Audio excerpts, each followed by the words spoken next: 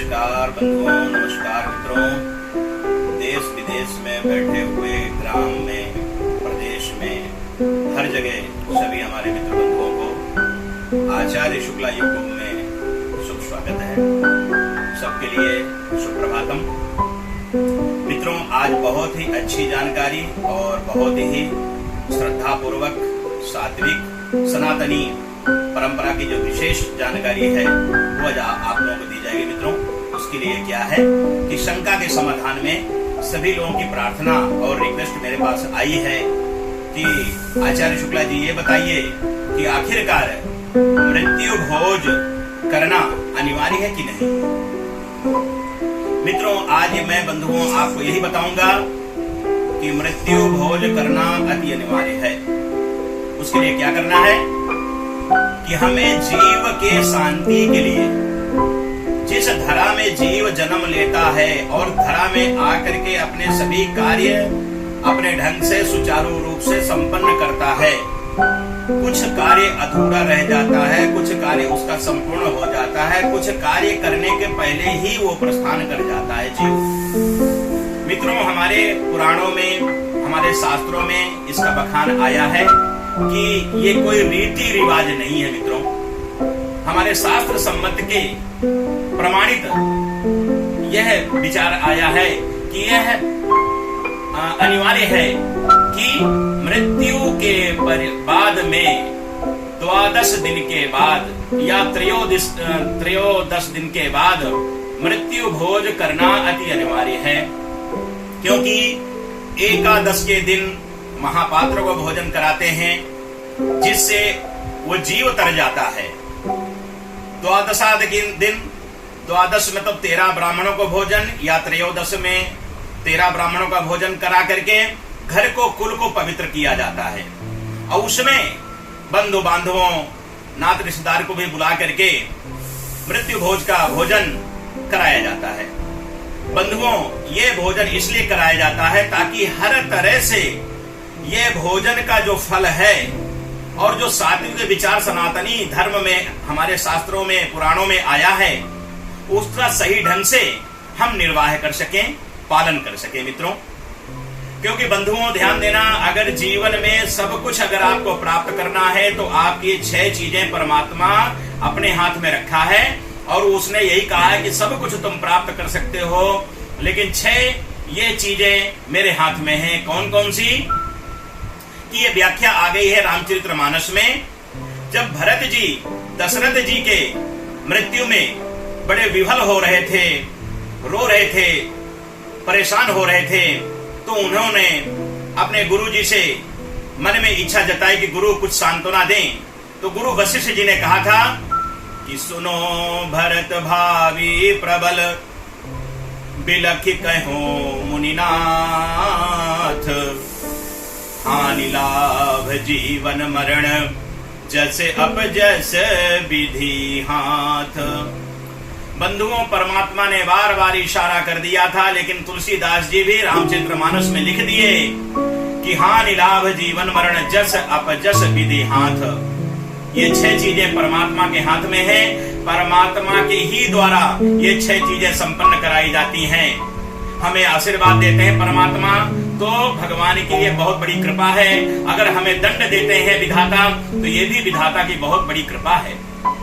मित्रों, क्या करना है कि कहीं पर भी कोई अगर ढोकोसले में आपको फंसा रहा है, किसी प्रकार कोई भी हमारे सनातन धर्म में कोई चोट पहुंचाने के हिसाब से बात करता है, तो उसको जरूर आप तुरंत मुंह में जवाब दे सकते हैं कि मृत्यु भोज शास्त्रीय विधान है, कोई रीति रिवाज नहीं है, ये कोई फर्ज निभाने वाली बात नहीं है। ये हमारे शास्त्रों में लिखा है कि जीव को कैसे शांति प्रदान की जाए, जाने वाले जीव को कैसे प्रसन्नता प्रदान की जाए, ताकि वो जीव जिस लोक में जाए उस लोक में अपने कुल का गुणगान करे, अपने संतानों का गुणगान करे, अपने विचारों का, यार बंधुओं का गुणगान करे। इसलिए मृत्यु भोज अति अनिवार्य हो गया है। शास्त्रों में जितनी भी व्याख्या की गई है, जितना भी कुछ लिखा है, वह बिल्कुल शास्त्र विधान से प्रमाणित है और सच है 101% कि हमें सारे विधान शास्त्र के हिसाब से ही करना चाहिए। मित्रों, आज के समय में क्या है, लोग एक दूसरे के धर्म को नीचा पहुंचाने के लिए, एक दूसरे के धर्म को बदनाम करने के लिए यह चोट पहुंचाई जा रही है कि ये करना चाहिए, ये नहीं करना चाहिए, ये ऐसा करें, ऐसा ना करें, ये क्यों करें, ये करना चाहिए। मुझे लग रहा है ये बहुत लोग अंधकार में फंसे हुए हैं। ऐसे लोग अंधे ही हैं, क्योंकि उस शास्त्र का उनका ज्ञान भी नहीं है और शास्त्र और ब्राह्मण आचार्यों का कहना भी नहीं मानते। ऐसे लोगों को बोला गया मूर्खाधिपति, वो मूर्ख है। उनको ये ज्ञान नहीं है कि हमें किसी के शास्त्र में, किसी के धर्म में, किसी के ज्ञान में किसी भी प्रकार का हस्तक्षेप नहीं करना चाहिए। अगर प्रमाणित है तो आप हस्तक्षेप करें, लेकिन हमारे ऋषि मुनि परंपरा में और वेदों ने ऐसा बखान किया है, ऐसा पुराणों में आया है कि कहीं पर भी किसी प्रकार की कोई भी त्रुटि प्राप्त नहीं कर सकता। मित्रों, क्यों कलियुग में यही एक ऐसे धर्म शास्त्र है कि कलियुग केवल नाम आधारा और सुमिर सुमिर नर उतर ही पारा। मित्रों, अगर अपने जीवन को धन्य बनाना है, अपने भाग्य को चमकाना है और अपने कुल की परंपरा को बरकरार रखना है, तो मित्रों ज्यादा से ज्यादा इस विषय को आगे बढ़ाएं, ज्यादा से ज्यादा शेयर करें और ज्यादा से ज्यादा सब्सक्राइब करें और लाइक भी करें। क्यों मित्रों, किसी के जीवन में अगर संशय आया है, किसी के मन में, दिमाग में संशय आया है, उस संशय को दूर करना यह हमारा आचार्यों का परम कर्तव्य बनता है। क्योंकि शास्त्र बार बार हमें अनुमति दिए हैं कि किसी के संशय को दूर करना यह परम कर्तव्य आचार्य गणों का है। तो मित्रों, हमें क्या करना है, इस परंपरा को बिल्कुल शास्त्र विधान से ही लेकर के हमें हर समय करना है, कराना है, दूसरों को बताना है कि यह परंपरा शास्त्र विधान से है। ये कोई रीति रिवाज नहीं है मित्रों कि रीति रिवाज के हिसाब से ये कराई जा रही है, ऐसा कुछ भी नहीं है। ये कोई फर्ज नहीं निभाया जा रहा मित्रों, ये हमारे शास्त्र ने हमें अनुमति दिए हैं कि हमें जैसे जन्म में उत्सव मनाते हैं, जैसे मुंडन संस्कार में उत्सव मनाते हैं, जैसे हम 16 संस्कारों में उत्सव मनाते हैं, वैसे ये अंतिम यात्रा जब मनुष्य की होती है उसमें भी हमें उत्सव मना करके उस जीव को प्रसन्न करना चाहिए, उस जीव की विदाई करनी चाहिए। गरुड़ पुराण हमारा बार बार सबको निर्देश दिया है कि आपको क्या करना है, कैसे करना है, कब करना है, कहाँ करना है, कितना करना है और इसकी मात्रा भी बता दी गई है। क्योंकि ध्यान दीजिए, भक्ति और भोजन, इसमें ध्यान दीजिए कि अगर भक्ति है तो उसमें कोई भी मात्रा नहीं है, लेकिन भोजन में मित्रों मात्रा कही गई है। इसलिए मृत्यु भोज भी अगर करेंगे तो उसके भी विधान है। उसमें स्वाद के हिसाब से भोजन नहीं बनेगा, उसमें तो सरल स्वादिष्ट साधारण भोजन बनेगा, जिसमें कभी भी लहसुन प्याज का प्रयोग नहीं होना चाहिए, तामसिक सामग्रियों का प्रयोग अधिक नहीं होना चाहिए, क्योंकि फिर वो जीव भी ग्रहण नहीं करता, परमात्मा को भोग भी नहीं लगता और आने वाले ब्राह्मणों को भी या महापात्र को भी या आने वाले मित्र इष्ट बंधुओं को भी वो चीज कभी भी नहीं खिलानी चाहिए।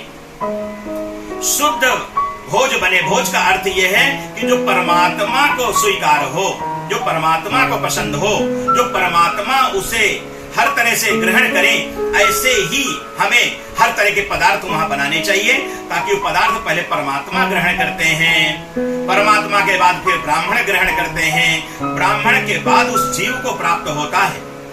ब्राह्मणों के मुखारविंद से गया हुआ भोजन, वो एक एक कण, एक एक जल की बूंदें उस जीव को प्राप्त होता है। वो जीव चाहे जिस योनि में, चाहे जहां भटकता हो मित्रों।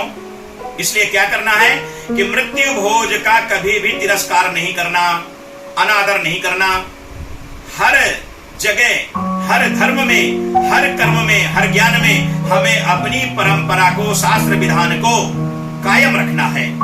उसको कभी भी हमें गिरने नहीं देना, भूलने नहीं देना, लोगों के बहकावे में कभी नहीं आना और शास्त्र में जो विधान है उसका अवश्य पालन करना। मित्रों, आज के लिए ये बहुत बड़ी अच्छी जानकारी थी आपको। इस कलयुग में बहुत ही राक्षस हैं जो विघ्न डालने वाले होते हैं। उन राक्षसों के मुंह में उनका मुखारविंद बंद करने के लिए ये शास्त्र व्याख्या करके, शास्त्रों में देख करके और शास्त्र प्रशिक्षण करके, उसको सारा व्याख्यान करके हम आप लोगों को बताए हैं कि हमारे पुराणों ने, हमारे वेदों ने और हमारे विशेष उपनिषदों ने व्याख्या की है कि मृत्यु भोज अति आवश्यक है।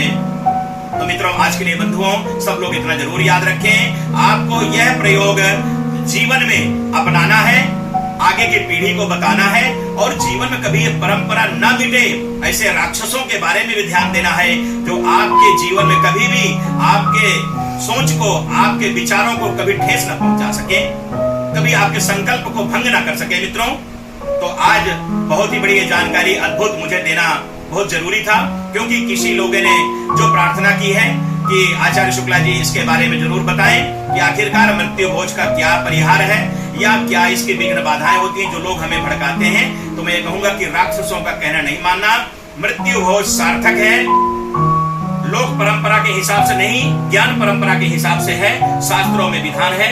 इसलिए मित्रों, इसको बहुत जोर देकर के मैं कहता हूं कि इस परंपरा को कभी खोने मत देना, इस परंपरा को कभी राक्षसों के बहकावे मत आ जाना, इस परंपरा को बरकरार रखना। इसमें कभी भी ये मत समझना कि ब्राह्मणों का लालच है, ब्राह्मणों को आपको एक दिन के भोजन कराने से या 2 कपड़े देने से या 1000-5000 देने से उसका कभी घर परिवार नहीं चलता है। लेकिन मित्रों, ये हमारे शास्त्र में विधान है कि जो जो आप देते हो, जो जो करते हो, वो शास्त्र विधान में रहता है, उस जीव को इस जन्म से लेके अगले जन्म तक प्राप्त होता है। मित्रों, इसलिए बहुत ही सटीक और बहुत ही सही मैंने इस प्रश्न का जवाब शंका के समाधान में किया है। मित्रों, ज्यादा से ज्यादा सब लोग इसको आपस में डिस्कस करें, आपस में पहुंचाएं, आपस में इसका सत्संग करें, क्योंकि बिनु सत्संग विवेक न होई, राम कृपा बिनु सुलभ न सोई। मित्रों, जब तक आप 10 लोगों में बात नहीं करेंगे, इसका प्रचलन आगे नहीं बढ़ाएंगे, तब तक ये शंका के समाधान में लोग विघ्न डालने के लिए ऐसे ही हिरण्यकश्यप लोग जैसे उत्पन्न होते रहेंगे। मित्रों, पहले भी राक्षस थे, आज भी इस पृथ्वी धरा पे राक्षस हैं, लेकिन उन राक्षसों के जो अधर्म की नैया है वो डूब जाएगी, और धर्म की नैया धर्म रूपी ब्राह्मणों से चलाते हैं, जो धर्म रक्षक हैं, जो हमारे सनातनी धर्म भाइयों हैं, वो जरूर इस सफलता को प्राप्त कराएंगे और इसमें जोर दे करके सभी कार्यों को सिद्ध कराने के लिए अग्रसर रहेंगे। मित्रों, तो आज के लिए बस इतना ही। आज जो भी बता रहा हूं उसे ध्यान देकर सब लोग अपने जीवन में उतारें, अपनी परंपरा में उसे सम्मिलित करें और अपने जीवन में कभी भूले ना। इसलिए मित्रों, जरूर इसको स्वीकार करें। आज के लिए बस इतना ही। नमस्कार, नमस्कार। ओम शांति शांति शांति।